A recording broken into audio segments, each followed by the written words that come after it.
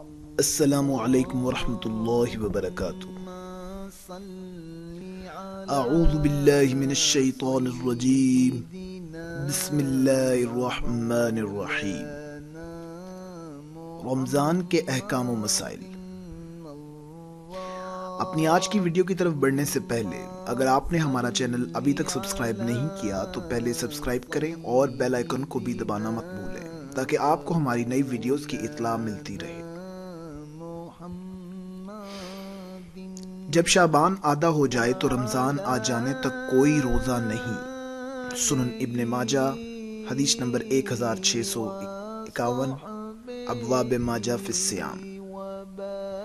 سنن ابو داؤد حدیث number 2337۔ Note: استقبال رمضان کے روزے رکھنا ثابت نہیں۔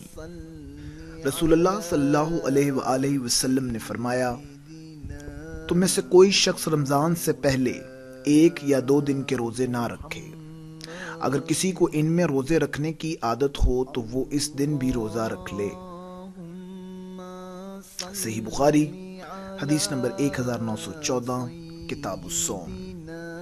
رسول اللہ صلی اللہ علیہ وآلہ وسلم نے رمضان کا ذکر کیا تو فرمایا، جب تک چاند نہ دیکھو روزہ شروع نہ کرو، اسی طرح جب تک چاند نہ دیکھ لو روزہ موقف نہ کرو، اور اگر ابر چھا جائے تو 30 دن پورے کر لو۔ صحیح بخاری حدیث نمبر 1906، کتاب الصوم۔ روزہ کی نیت۔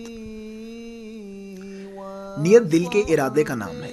رمضان کے کیلنڈر پر روزے کی نیت کے الفاظ لکھے جاتے ہیں اور میڈیا پر بھی بتایا جاتا ہے، جبکہ یہ الفاظ کسی صحیح حدیث سے کیا ضعیف حدیث سے بھی ثابت نہیں، بلکہ یہ بالکل من گھڑت ہیں۔ ان کے مفہوم پر غور کریں تو جھوٹ واضح ہو جاتا ہے۔ وَبِصَوْمِ غَدٍ نَوَيْتُ مِنْ شَهْرِ رَمَضَانَ، میں نے رمضان کے مہینے سے کل کے روزے کی نیت کی۔ لفظ غد قرآن میں 2 جگہ قیامت کے لیے استعمال ہوا ہے اور 3 جگہ آنے والے کل کے لیے۔ اس کا مطلب ہوا کہ قیامت کے دن کا روزہ رکھنے کی نیت کی جاتی ہے یا آنے والے کل کی۔